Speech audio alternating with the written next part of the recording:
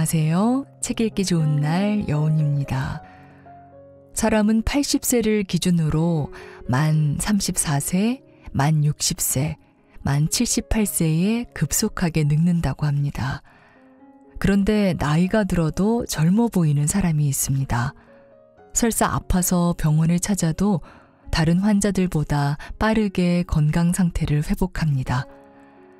이렇게 건강한 인생 후반기를 보내는 사람과 젊어서부터 만성피로, 소화장애 등에 시달리는 사람들은 무엇이 다를까요? 그것은 바로 건강한 습관입니다. 잘 먹고, 잘 자고, 잘 움직이고, 적정 체온을 유지하기 위한 기본 습관이 나이를 이기는 몸을 만들어낸 것입니다. 오늘 소개할 책은 나이가 들어도 젊어 보이는 사람의 특징, 40 달라진 몸을 되돌릴 때입니다. 이 책의 저자 정의한 한의사는 아무리 비싼 한약과 좋은 약침을 써도 건강한 습관이 바탕을 이루지 못한다면 몸은 되돌아가지 못한다고 말합니다.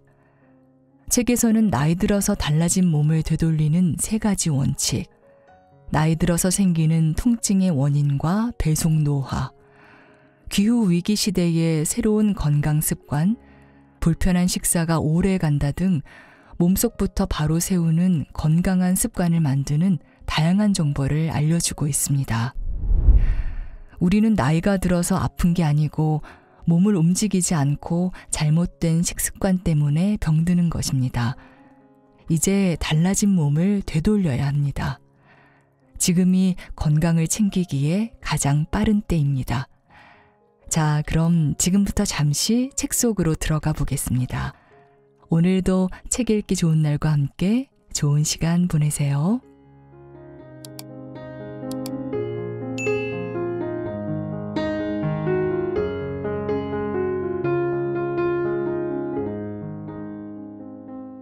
달라진 몸을 되돌리는 3가지 원칙.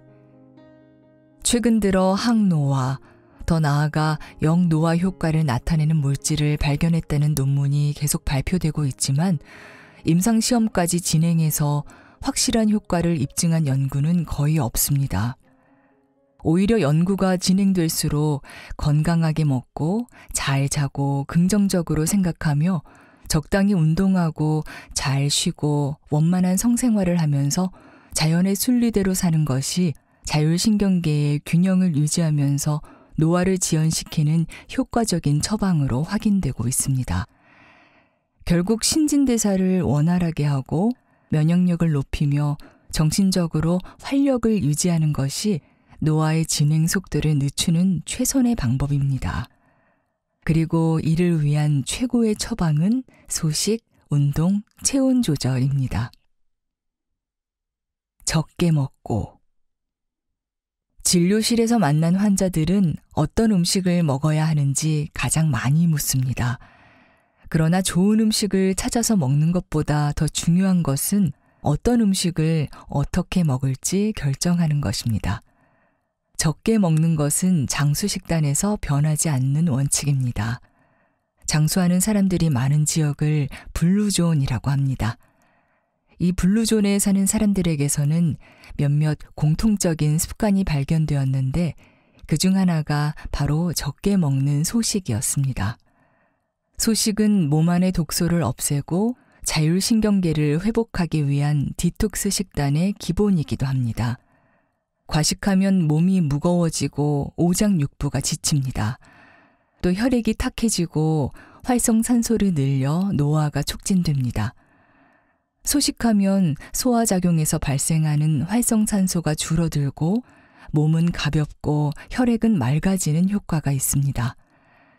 음식의 총량을 줄이는 소식도 좋고 간헐적으로 식사를 중단하는 간헐적 단식도 좋습니다. 단 간헐적 단식은 건강한 사람에게만 권장되며 간헐적 폭식과 혼동하지 말아야 합니다. 단식 후 먹는 식사량도 조절해야 합니다. 이렇게 식사량을 줄이면 하루의 활동을 마친 후 남는 에너지가 줄어 비만을 예방하고 염증도 가라앉으며 노화를 늦춥니다. 식사는 다양한 음식을 골고루 먹되 배부를 때까지가 아니라 배고프지 않을 만큼만 해야 한다는 점 잊지 마세요. 많이 움직이고. 운동이라고 하면 땀을 흘리면서 근육을 키우는 장면을 상상하기 쉽지만 노화를 지연하기 위한 운동은 흔히 생각하는 운동과는 좀 다릅니다. 운동보다는 많이 움직이기로 표현하는 것이 더 적절합니다. 운동을 직업으로 삼았거나 신체가 건강한 사람이라면 괜찮겠지만 강도 높은 운동이 절대적으로 몸에 좋다고는 할 수 없습니다. 노화 지연 운동의 핵심은 남는 에너지를 줄이는 것이니까요. 최근 한국인의 노화 속도가 빨라진 이유로 TV, 컴퓨터 모니터, 스마트폰을 보면서 오랫동안 움직이지 않는 습관이 꼽힙니다. 2020년 보건복지부 국민건강통계자료에 따르면 한국인이 앉아서 생활하는 시간은 하루 평균 8.6시간에 이릅니다. 12시간 앉아있는 사람도 21%나 된다고 하고요. 그 결과 근육량이 줄어들고 체내의 에너지가 계속 쌓이면서 지방이 늘어나 비만에 이르고 심하면 척추마저 휘어집니다. 실제로 건강보험심사평가원 국민관심질병 통계에 따르면 2016년 대비 2020년의 척추질환 환자 수는 3년 동안 13.7% 증가했다고 합니다. 심지어 20대에서 30대 젊은 척추질환 환자 비율이 2019년에 22%를 차지했다고 합니다. 젊은 사람 중에서 자신의 다리로 오래오래 걷는 노년 생활을 기대할 수 없는 사람이 5명 중 1명꼴인 것입니다. 사람의 자세는 근골격계 질환에만 영향을 끼치지 않습니다. 관절의 유연성이 떨어지면 신진대사와 혈액순환도 나빠지고 심리적으로 우울감, 불안감 등을 늘리며 몸 전반의 노화를 촉진합니다. 그러니 노화를 늦추려면 몸을 되도록 많이 움직여야 합니다. 관절의 연골이 심하게 마모될 정도로 강도를 높이거나 근육에 과부하가 올 정도로 장시간 운동하라는 이야기가 아닙니다. 평소 움직이는 습관이 없다면 의식적으로 바른 자세를 유지하고 스트레칭하며 근력을 키우고 몸을 되도록 많이 움직이며 가까운 거리는 걸어 다니는 습관부터 만들어야 합니다. 그런 습관이야말로 어떤 영양제, 마사지, 물리치료보다 교감신경과 부교감신경의 균형을 잘 유지하는 동시에 노화까지 늦추는 비결입니다. 적정 체온을 유지하라. 체온이 1도 올라가면 면역력이 무려 30% 증가하고 기초 대사량도 높아집니다. 몸이 따뜻하다는 것은 체내 효소가 많고 신진대사와 혈액순환이 원활하다는 뜻이죠. 장의 연동운동, 소화 기능이 좋다는 뜻이기도 합니다. 체온은 건강을 관리할 때 꼭 챙겨야 하는 요소입니다. 체온이 제대로 조절되지 않는다면 우선 내가 과도한 스트레스에 노출되어 있지는 않은지 살펴보고 스트레스에 대한 반응을 줄이기 위해 노력해야 합니다. 평소 체온이 낮은 경우 지속적으로 저강도 운동을 해서 근력과 체력을 키우면 체온을 올리는 데 도움이 됩니다. 반신욕이나 족욕을 하는 것도 도움이 됩니다. 섭씨 40도 정도의 따뜻한 물에 20에서 30분 동안 몸이나 발을 담그면 말초신경을 자극해 혈액순환과 신진대사가 원활해져서 체온을 올리는 데 도움이 됩니다. 생강, 단호박, 찹쌀, 꿀, 인삼 등은 모두 체온을 올리는 효과가 있어서 한약으로도 많이 처방합니다. 주로 자율신경계 이상으로 인한 시린 몸이나 냉증에 처방하는 약재들인데 가정에서도 차, 식사, 건강기능식품으로 손쉽게 섭취할 수 있는 재료이니 참고하세요. 노화를 지연시키는 최고의 3가지 방법인 소식, 운동, 체온 조절은 각각 정, 기, 신이 조화롭게 유지되도록 돕습니다. 2부부터 이 3가지 요소를 중심으로 삶의 태도와 습관들을 바로잡는 방법을 살펴보겠습니다. 기후위기 시대의 새로운 건강 습관.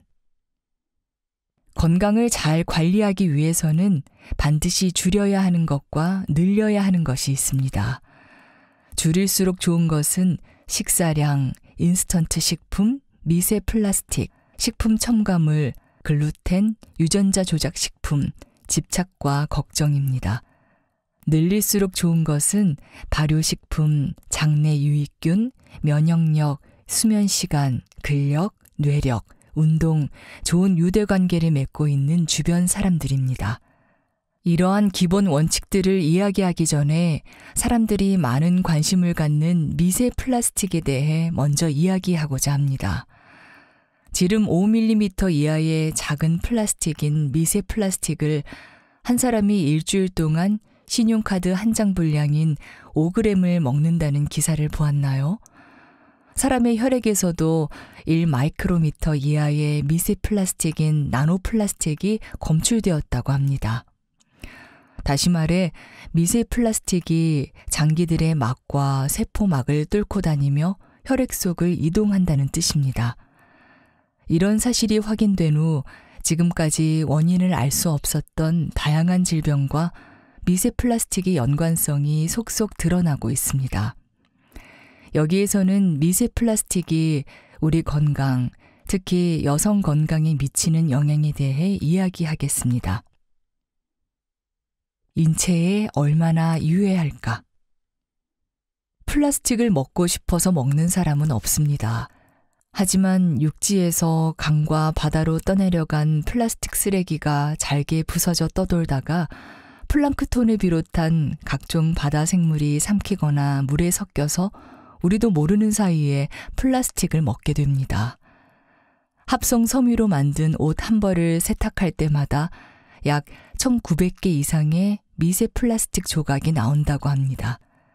그러니 산으로, 강으로, 바다로 이런 조각들이 쪼개져서 돌아다니다가 먹이 사슬을 통해 결국 인간에게 돌아오는 셈입니다. 또한 생수, 쌀, 각종 채소, 소금, 공기, 클렌징이나 스크럽 제품, 일회용 마스크 필터, 일회용 컵, 일회용 포장 용기, 비닐봉지까지 미세 플라스틱은 어디에나 있습니다. 미세 플라스틱을 먹어도 아무 문제가 없다면 안심하겠지만 지금까지 보고된 전 세계의 연구 결과들을 살펴보면 너무 심각한 수준이라 걱정할 수밖에 없습니다. 먼저 미세 플라스틱에는 비스페놀 A, 프탈레이트 등의 환경 호르몬이나 유해 물질이 들어 있습니다. 이 물질들은 다양한 호르몬 질환을 유발하고 생식기 발달에 악영향을 줍니다. 세포와 미토콘드리아를 손상시키고 혈관 속을 떠돌다가 혈관을 막을 가능성도 있습니다. 중금속 등의 유해 물질을 흡착해서 신경계나 면역 체계에 문제를 일으키고 병원균을 번식시켜 중증 질환을 일으킬 수도 있다고 알려져 있습니다. 대구 경북과학기술원 핵심 단백질 자원센터 연구팀에 따르면 인간의 뇌에 축적되어 뇌세포를 죽이는 신경 독성 물질로 작용한다고도 합니다. 실제로 자율신경계 이상으로 인한 다양한 질병들이 최근 10년에서 20년 동안 대폭 늘어난 이유도 환경 문제와 관련이 있을 것입니다. 미세 플라스틱은 남녀 누구에게나 유해하지만 특히 여성에게 더 치명적일 것으로 보입니다. 대부분의 여성이 식기나 음식을 포장하고 보관하는 일회용 용기나 비닐봉지, 랩 등을 접할 기회가 많을 뿐 아니라 매일 사용하는 클렌징이나 스크럽 제품에도 미세 플라스틱이 상당히 들어있기 때문입니다. 그 결과 여성의 생식기에 축적된 미세 플라스틱은 난소나 자궁에서 종양을 유발합니다. 특히 신생아 태변에서 미세 플라스틱이 발견되었다는 사실은 정말 충격적입니다. 부모 세대는 직접 먹고 마시고 생활하면서 흡입된 것이지만 신생아는 직접 음식을 먹지 않았는데도 체내에 미세 플라스틱이 쌓였다는 뜻이니까요. 산모의 몸에서 배출되지 못한 미세 플라스틱이 태반과 태아의 소화기로 이동해서 생긴 결과입니다. 동물 실험에서도 미세 플라스틱이 생식기에 누적된다는 연구 결과가 있습니다. 결국 미세 플라스틱을 오랫동안 섭취하면 부모 세대의 면역계에 문제를 일으킬 뿐만 아니라 자녀에게도 그 영향이 대물림되기 때문에 더욱 주의해야 합니다. 불편할수록 우리는 건강해진다. 미세 플라스틱에 노출되는 가능성을 줄이기 위해서는 관련 제품을 사용하지 않는 것 외에는 별다른 방법이 없습니다.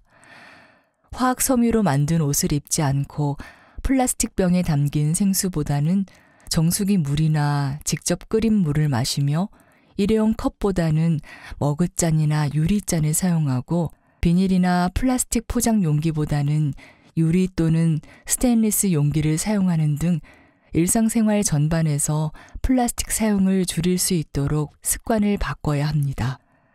특히 뜨거운 음식이나 국물이 있는 음식은 비닐이나 랩, 플라스틱 용기에 화학물질에 오염되기 쉽습니다.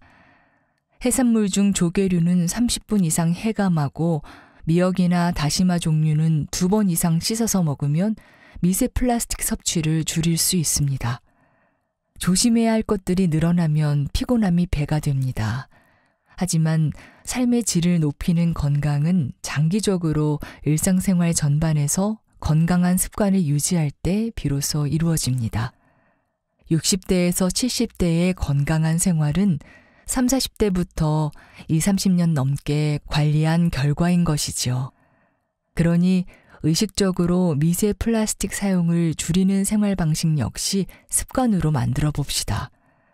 조금 불편하게 사는 것은 플라스틱 행성에서 건강하게 살아가기 위해 마땅히 치러야 하는 대가일 수 있습니다.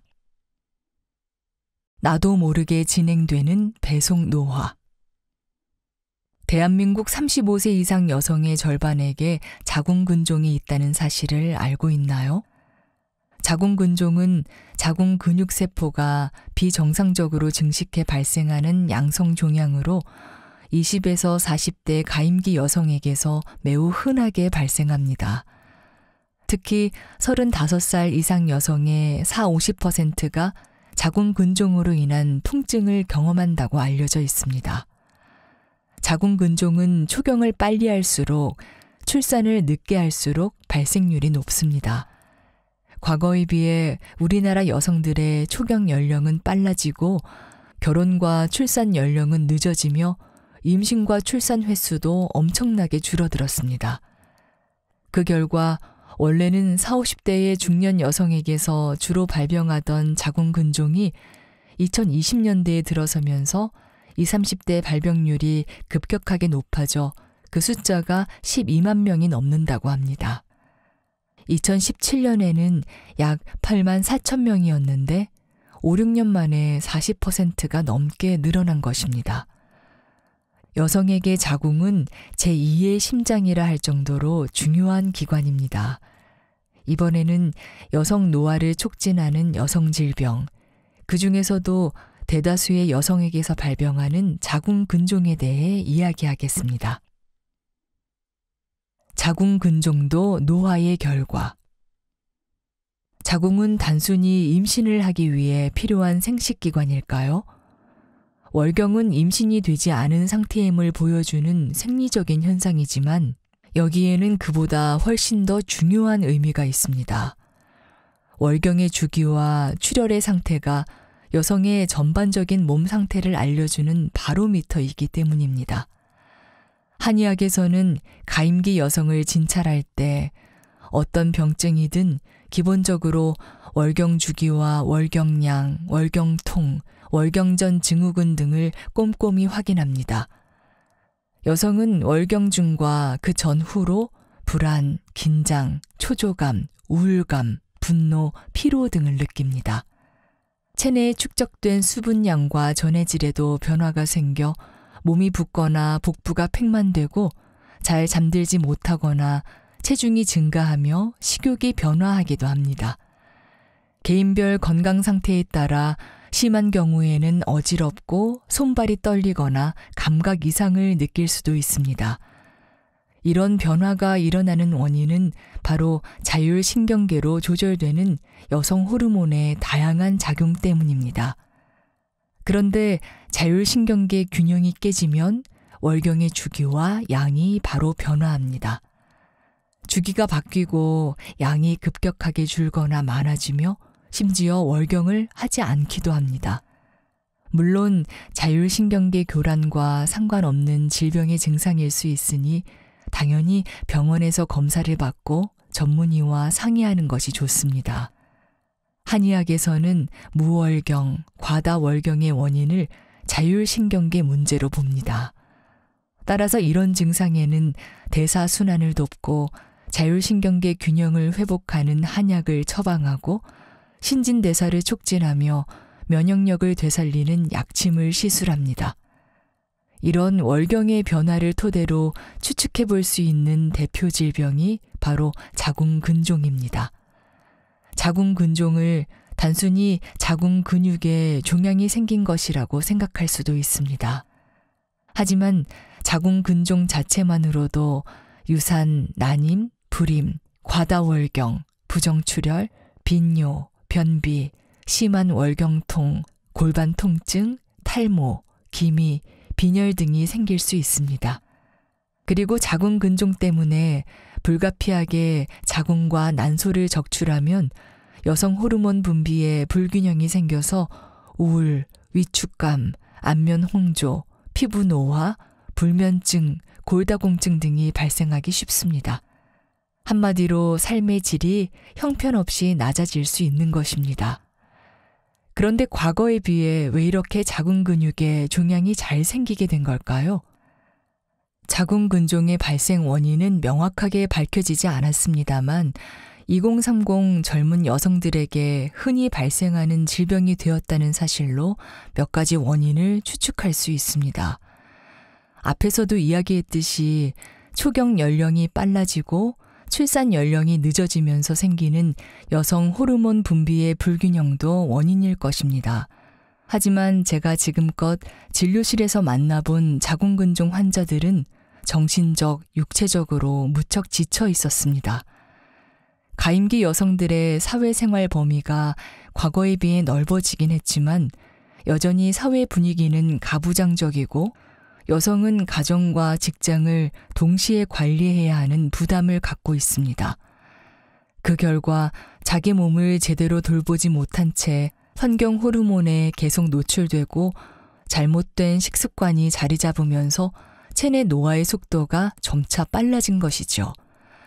40대에 발병할 확률이 높은 자궁근종이 2030 젊은 여성들에게도 흔히 발생하는 질병이 된 이유는 그들이 사회적 분위기에 짓눌려 빠르게 늙어버렸기 때문입니다.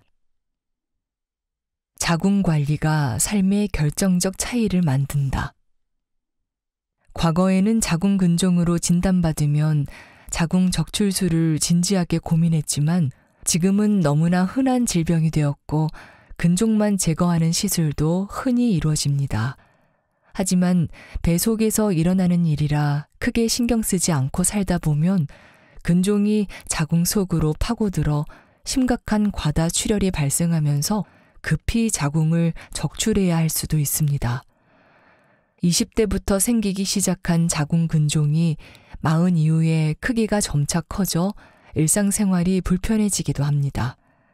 갱년기를 맞이하는 50대에는 여성 호르몬 분비의 변화로 발병하는 각종 여성암을 조심해야 합니다. 자궁 내막도 위축되고 질도 건조해지며 완경기 이후 자궁과 난소가 빠르게 노화를 겪으면서 다양한 여성암이 발생하기 쉽기 때문입니다. 자궁 근종은 여성 호르몬 분비와 밀접히 관련되어 있기 때문에 흔히들 완경 이후에는 근종의 크기가 저절로 줄어든다고 생각합니다. 하지만 근종에 변성이 생기거나 완경기 증후군 치료를 위해 여성 호르몬을 공급받다가 자궁 근종이 더 커지는 경우도 있습니다. 그렇기 때문에 20, 30대 때부터 자궁과 난소 질환의 여부를 주기적으로 검사해야 합니다. 임신 전 자궁근종을 발견하지 못하고 치료가 늦어지면 난임이나 불임이 될 수도 있습니다. 무엇보다 스트레스야말로 자궁근종이 생기고 빨리 커지는 원인 중 하나입니다. 그렇기 때문에 자신만의 스트레스 해소 방법을 찾아야 합니다. 취미 생활이나 운동 등을 통해 정신적, 육체적 피로를 풀고 심신을 안정시켜야 하는 것입니다. 또한 식사량을 줄이되 건강한 식단으로 규칙적인 식사를 하는 것도 중요합니다. 다발성 자궁근종 진단을 받고 저를 찾아왔던 21살의 여성 B는 편식이 심하고 삼시세끼 외식을 하며 바쁘게 외부 활동을 하느라 수면 시간도 현저히 적은 편이었습니다. 이 환자는 지금 당장 쉬어야 할 것 같았습니다. 한약을 처방하면서 외부 활동을 줄이고 영양가 있는 식사를 하라고 권했고, B는 그 지침을 따른 결과 자궁근종의 개수가 늘어나지 않았고 크기도 더 커지지 않았습니다. 자궁근종이 생겨서 자라는 몸과 그렇지 않은 몸은 겉으로 보기에는 별다른 차이가 없지만 몸속에는 큰 차이가 있습니다. 그리고 그 차이는 인생 절반의 질을 좌우할 정도로 중요한 문제입니다. 정작 필요한 것은 안 먹는 사람들. 예전에는 못 먹어서 영양이 부족했다면 지금은 안 먹어서 영양이 부족한 사람이 많습니다. 먹을 것은 많은데 일부러 안 먹는 세상이죠. 굶는 다이어트, 원푸드 다이어트, 육류 다이어트, 곤약 다이어트, 채소 다이어트 같은 극단적인 식단에 따라 식사를 하면 대사순환이 나빠지고 영양균형이 무너집니다. 이런 식단은 월경불순, 조기완경, 노화 촉진, 불임은 물론이고 다이어트 후 요요 현상, 탈모 등의 다양한 부작용을 일으킵니다. 아름다움을 위해 건강을 포기한다면 그것이 과연 진정한 아름다움일지 생각해 봐야 합니다. 사실 건강을 생각한다면 정말 줄여야 하는 것은 트랜스 지방입니다. 마가린이나 쇼트닝의 많은 트랜스 지방은 부드럽고 고소한 맛과 바삭한 식감을 내기 위해 사용하는데 바삭하고 고소한 빵에 많이 들어 있습니다.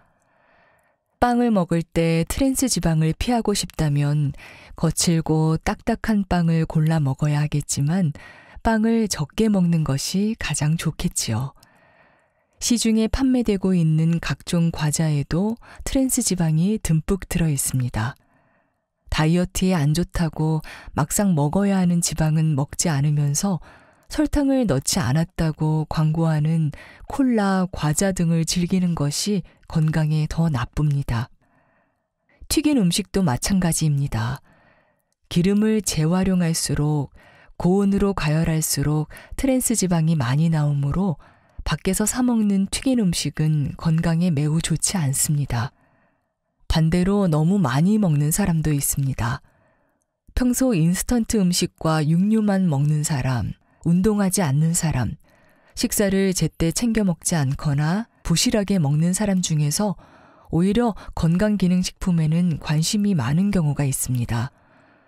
건강기능식품 광고도 워낙 많이 하고 새로운 제품도 계속 쏟아져 나오는 걸 보면 건강기능식품 대유행의 시대인 것이 분명합니다.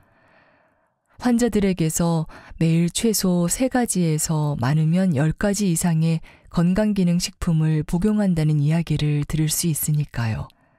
평소 식사만으로는 부족할 것 같은 요소들을 보충하기 위해 챙겨 먹는 것입니다.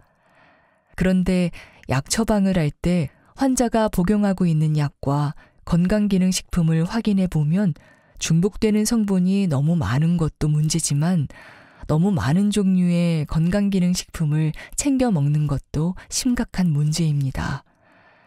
건강기능식품도 과다 복용하거나 중복해서 먹으면 다른 영양소의 흡수를 방해하거나 만성 소화장애를 일으킬 수도 있기 때문입니다. 우리 몸에 필요한 모든 영양소와 에너지원은 밥상에서 먼저 해결해야 합니다. 육류를 좋아한다면 육류를 먹는 양만큼 채소도 함께 먹어야 건강에 균형이 잡힙니다.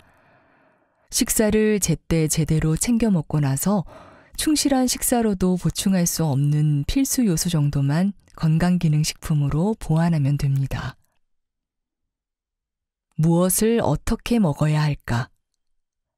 비타민은 만성 피로를 해소하는 약. 우리가 스트레스를 받을 때는 부신에서 스트레스 호르몬인 코르티솔이 만들어집니다. 파프리카, 딸기, 레몬, 브로콜리 등 각종 채소와 과일에 많이 들어있는 비타민C는 부신을 자극해 코르티솔 생성을 촉진하는데 스트레스가 많으면 비타민C가 아주 빠르게 소모되기 때문에 매일 보충해야 합니다. 돼지고기, 콩, 바나나, 곡물 등에 함유된 비타민 B군 역시 부신피질 호르몬 분비에 관여합니다. 또한 체내에 들어온 영양분이 에너지로 전환되지 못하면 근육에 쌓여 근육통을 유발하는데 비타민 B군은 이 과정을 억제해 근육통을 완화하기도 합니다. 특히 비타민 B6는 체내에서 활성화되면 행복 호르몬인 세로토닌과 수면과 관련된 멜라토닌, 운동과 관련된 도파민 등 각종 신경 전달 물질을 생성하는 데 기여하기 때문에 정신 건강을 증진하는 데 좋습니다. 비타민 B와 C는 비타민 B12를 제외하고 모두 수용성 비타민으로 체내에 축적되지 않고 배출되기 때문에 지속적으로 섭취하는 것이 중요합니다. 정제되지 않은 곡물을 먹으면 행복감이 2배. 현미, 콩, 보리 등 정제되지 않은 곡물을 먹을 때는 흰빵, 비스킷, 케이크를 먹을 때보다 더 많이 씹게 됩니다. 씹는 동작은 뇌를 자극해서 스트레스를 반감시킵니다. 또한 정제되지 않은 곡물은 트립토판 같은 아미노산을 함유하고 있어서 먹으면 대뇌를 안정시키는 세로토닌이 풍부하게 분비됩니다. 흰 쌀밥 대신 현미나 보리, 흰 밀가루로 만든 빵 대신 통밀가루로 만든 빵 등을 먹으면 더 큰 행복감을 느낄 수 있는 것입니다. 스트레스를 줄이는 식이섬유. 식이섬유는 열량이 거의 없고 부피가 커서 조금만 먹어도 배가 빨리 부르고 포만감이 오래 지속됩니다. 식이섬유는 많이 먹어도 소화기에서 분해되지 않는데 통밀빵, 파스타, 콩처럼 식이섬유가 많은 음식을 먹으면 오랫동안 허기를 느끼지 않고 혈당 수치가 안정적으로 유지되며 몸 안의 독소도 줄어듭니다. 식이섬유가 함유된 양상추, 당근, 오이, 브로콜리, 양배추 등은 수분을 많이 함유하고 있습니다. 이런 채소들을 먹으면 공복감을 줄이고 대변의 부피를 증가시켜 배변을 원활하게 해주기 때문에 몸이 가벼워지고 스트레스도 해소됩니다. 특히 샐러리는 피를 맑게 하고 신경을 안정시켜서 흥분, 불안을 가라앉히는 효과가 있습니다. 살 빼고 싶다면 쌀을 바꿔라. 탄수화물은 적게, 지방은 많이 먹는 저탄고지 식단이 유행하면서 쌀과 빵을 먹지 않으려는 사람이 늘어나고 있습니다. 실제로 탄수화물을 너무 많이 먹으면 내장 안쪽에 지방이 쌓입니다. 스웨덴 웁살라 대학교 연구팀에 따르면 내장 지방이 1kg 늘어날 때 당뇨병 발생 위험이 남성은 약 2배, 여성은 7배 높아집니다. 하지만 5,000년 전부터 쌀밥을 주식으로 먹어온 나라에서 죽을 때까지 밥을 안 먹고 살 수 있는 사람이 과연 있기는 할까요? 그렇기 때문에 살이 찌는 흰쌀 대신 현미, 기장, 귀리 등 살을 빼는 쌀로 바꾸면 충분히 먹으면서도 내장 지방을 관리할 수 있습니다. 마음의 평화를 주는 칼슘. 칼슘이라고 하면 뼈에 좋은 영양소로 알고 있지만 정신 건강에도 도움이 되는 영양소입니다. 인체에 칼슘이 부족해지면 신경이 불안정해져서 불안, 초조, 우울증에 시달리기 쉽고 불면증까지 생길 수 있습니다. 칼슘을 적게 섭취하는 사람은 그 성향이 아주 공격적이고 폭력적이며 칼슘을 충분히 섭취하는 사람은 성품이 온화합니다. 그래서 대표적인 칼슘 식품인 멸치는 스트레스 치료약입니다. 멸치에 함유된 칼슘은 사람의 신경을 안정시키는 효과가 있습니다. 또한 혈액의 산성화를 막고 신경 전달을 원활하게 해서 불안한 마음을 가라앉힙니다. 아침은 꼭 먹기. 성인이 일반적으로 두뇌 활동에 사용되는 에너지는 하루에 400kcal 정도입니다. 성인의 하루 기초 대사량이 평균 1200에서 1800kcal인 점을 고려하면 몸을 움직이지 않아도 뇌를 사용하는데 엄청난 에너지가 소모된다는 점을 알 수 있습니다. 두뇌를 움직이는 힘은 포도당에서 얻기 때문에 포도당은 뇌 활동에 없어서는 안 되는 필수 영양소입니다.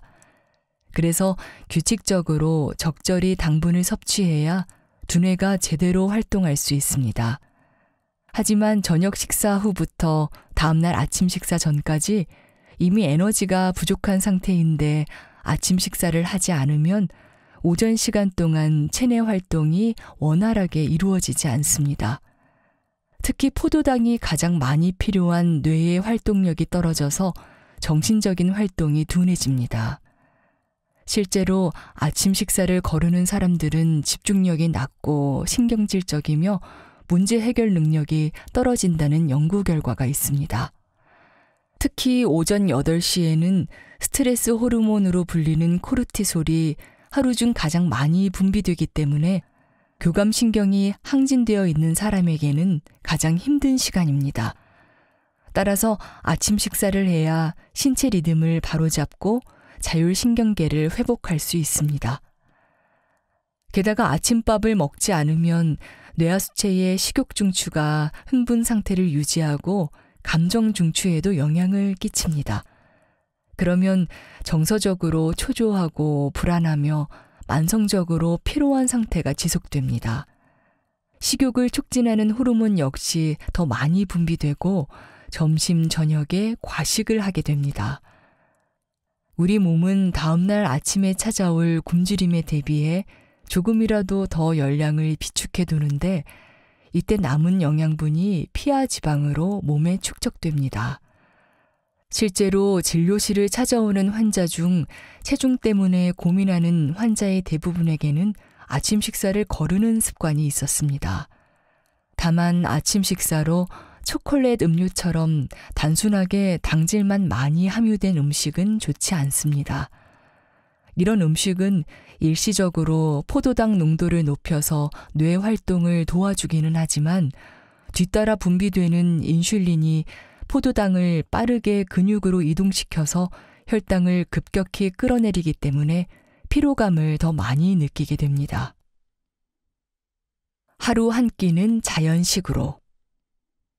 현대인이 먹는 음식은 대부분 구입 전에 이미 가공한 것입니다. 게다가 코로나 바이러스 19 팬데믹 시기부터 소비자들의 마음을 사로잡은 간편식의 경우 재료를 모두 손질해서 이런저런 첨가물에 담갔다가 조리만 하면 먹을 수 있도록 부드럽게 만들어 판매합니다. 게다가 직장인이라면 기름에 튀기고 인공 첨가물을 넣어서 트랜스 지방으로 버무린 음식으로 점심 식사를 하기 일쑤입니다. 이러한 식습관은 결국 비만, 고혈압, 당뇨병, 고지혈증, 각종 암, 심혈관 질환 등의 발병으로 이어집니다. 이러한 편리한 위험 대신에 자연식 식사를 해보면 어떨까요? 자연식이란 단순히 채식만을 의미하는 것은 아닙니다. 곡물이나 식물이 자라난 그대로 섭취한다는 뜻입니다. 곡물과 식물을 가공하지 않고 그대로 섭취하면 영양이 손실되지 않고 식재료가 가진 파이토케미컬, 곧 식물이 주변의 위협으로부터 스스로를 보호하기 위해 만들어내는 식물성 화학물질을 그대로 섭취할 수 있습니다. 예를 들어 적게 도정한 현미를 최소한의 과정으로 조리해서 먹는 것이 자연식입니다. 채소와 과일도 가능하면 껍질째 먹는 것이 자연식입니다. 물론 껍질째로 잘 씻어 먹어야 하기 때문에 무농약 식재료를 구하는 것이 좋습니다. 자연식으로 식사하기 위해서는 식재료 구매 방법부터 바꿔야 합니다. 곡물을 통곡물로 바꾸고 GMO가 아닌지 확인해야 하고 무농약으로 재배된 채소를 골라야 합니다. 매일 먹는 채소는 안전하게 텃밭이나 베란다에서 화분에 직접 키우는 것도 좋습니다. 그리고 조리 과정을 최소화해야 합니다. 단 소화력이 약한 사람은 간단히 데치거나 살짝 익혀서 먹는 것이 좋습니다. 소화력에 문제가 없는 경우 암 환자처럼 오랫동안 병과 싸워야 한다거나 시간적 여유가 있다면 하루 세 끼 모두 자연식으로 먹는 것을 권하겠지만 도시에 사는 일반인에게는 하루 한 끼만이라도 자연식으로 식사할 것을 권합니다. 아침 식사는 자연식으로 먹는다던가 점심 한 끼는 자연식 도시락으로 식사하는 것, 다이어트를 위해 저녁 식사를 거르지 말고 자연식으로 식사하는 방법이 좋습니다. 하루 한 끼라도 자연식으로 식사하면 우리 몸은 점차 바뀝니다. 가장 먼저 일어나는 변화는 배변 습관입니다. 통곡물과 식이섬유가 많은 신선한 채소 덕분에 장내 미생물군이 눈에 띄게 좋아지기 때문입니다. 변비나 과민성 대장 증후군이 있는 사람은 배변량이 늘어나고 쾌변하는 느낌을 받을 수 있습니다. 감기에 잘 걸리지도 않습니다. 면역력이 좋아진다는 뜻이죠. 각종 파이토케미컬은 항산화 효과뿐 아니라 면역 기능을 강화하고 염증을 완화하며 신진대사를 촉진하는 효과가 뛰어납니다. 피가 맑아지고 콜레스테롤이 줄어 다이어트에 도움되는 것은 덤입니다. 저 역시도 점심 식사로 자연식 도시락을 고집하고 있습니다. 무농약 현미 또는 통곡물을 한 가지 이상 섞어서 8시간 동안 실온에서 물에 불려 밥을 합니다. 여기에 물에 잘 씻어내어 썰기만 한 두부 약간, 밥통에 살짝 쪄낸 송이버섯과 단호박 약간, 깜밤 1개, 대추 2개, 껍질을 벗긴 마, 굽지 않은 김 1장, 당근, 비트, 각종 채소와 과일을 더해 도시락을 만듭니다. 도시락을 준비할 때는 한 번에 3번 먹을 분량을 미리 만들어 통에 담아 냉장고에 넣어두고 출근할 때는 준비해둔 도시락을 꺼내 들고 가면 되니 도시락은 일주일에 2번 정도만 준비하면 됩니다. 그리고 외부에서 저녁 약속이 없는 날은 저녁 식사도 자연식으로 먹습니다.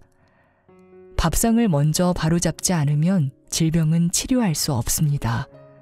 오늘 눈앞에 놓인 밥상을 살펴보세요. 이 밥상이 병이 되기도 약이 되기도 하니 관심 있게 살펴보시기 바랍니다.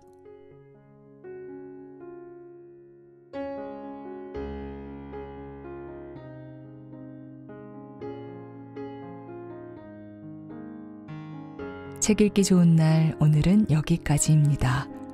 안온하고 포근한 시간 보내세요.